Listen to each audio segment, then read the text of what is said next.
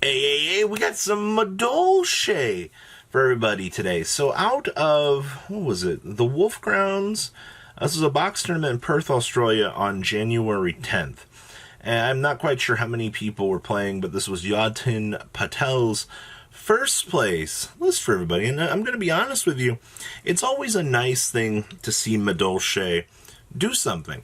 Also, it's always a grand old time to see Torrential Tribute coming back on into the format, being the good trap card is. Remember when trap cards didn't see play? You remember. I remember. Everybody remembers. Trap cards are bad. Okay?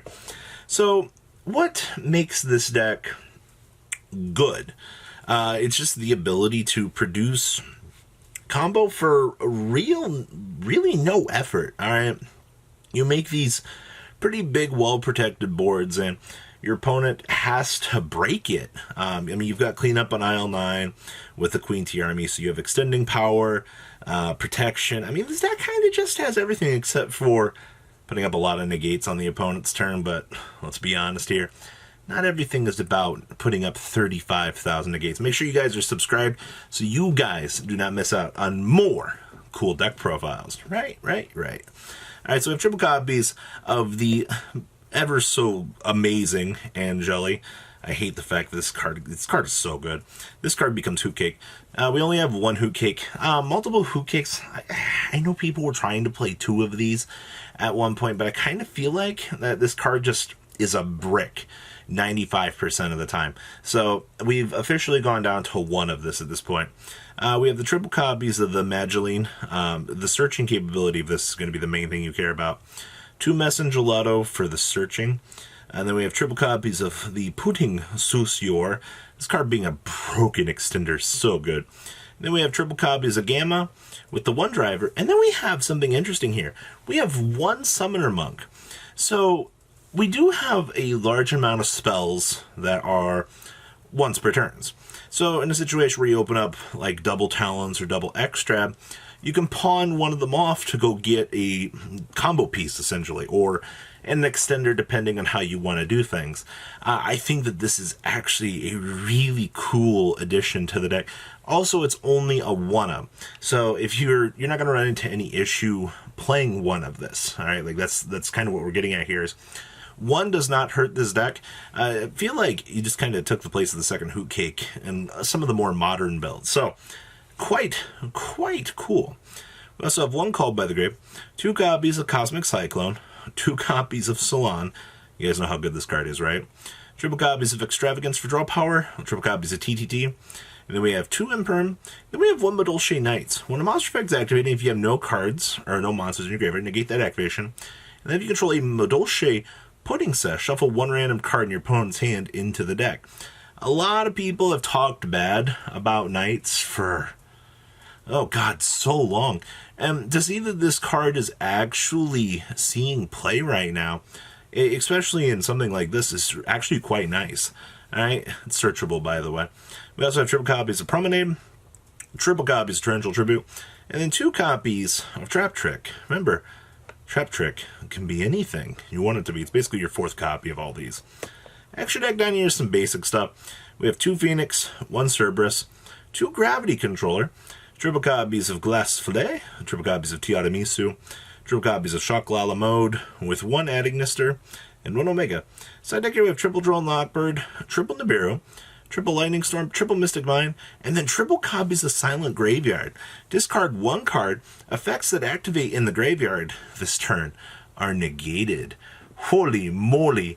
You're going to ruin days with this side deck tech. Yeah, it's a discard 1. But that doesn't really matter, to be honest. You can afford it. Alright, so that's your first place winning list in this event. Next up, we have some Shaddolls. This was Daniel Chen's list. He made top 8 here. So, a nice little spin on this. I see that Sinister Shadow Games making another return. Last time I saw this was it more recently in the hybrid 60 card hodgepodge build. But it looks like a lot of players are kind of coming back and wanting to play this card for some more extended purposes. So we have triple copies of Ash Blossom and Joy Spring, 1 copy of Ecclesia with the 1 copy Maximus. Maximus still being the start to the engine. You just yeet the App Cologne out, go search for the Schism, so you can make the wind on your opponent's turn. It really does ruin plays for the opponents. Oh, good. We have 2 copies of Ariel, triple copies of Wendy, 1 copy of the Beast, with the 1 Dragon, the 1 Falco, the 1 Hedgehog, and the triple copies of Squamata. You don't have to go super crazy with these ones. Honestly, one-ofs are fine at this point in time. I feel like if you try bulking down too much on these, you're going to hurt yourself in the long run. We have 1 El Shaddoll Fusion for the quick play, 2 copies of Nadir's Servant, triple copies of Shaddoll Fusion, triple copies of Super Polymerization. This card is busted. We have triple copies of Punishment, 2 copies of Ice Dragon's Prison, 2 copies of Dynamiscus. Seeing this in a lot more rogue control decks, it does give you the immediate answer to some of the more threatening plays. I don't know. I'm still on the fence about this. We have 1 Resh Shaddoll Incarnation, 1 Schism, 2 Sinister Shadow Games, and triple copies of Torrential Tribute. Down here in the extra deck, we have 1 Shaddoll Construct Link Monster, 1 Selene, 1 Lambda, 1 Gravity Controller, 1 Access Code, 1 Omega, 1 Anitis, with 2 copies of Winda, triple copies of Construct, and triple copies of App Cologne. Lancias in the side here, we have 2 of them, 2 copies of DD Crow, triple Ghost Bell, triple Nibiru, 1 Skullmeister, 1 Feather Duster, and triple copies of Evenly Matched. Wrapping up Shaddolls.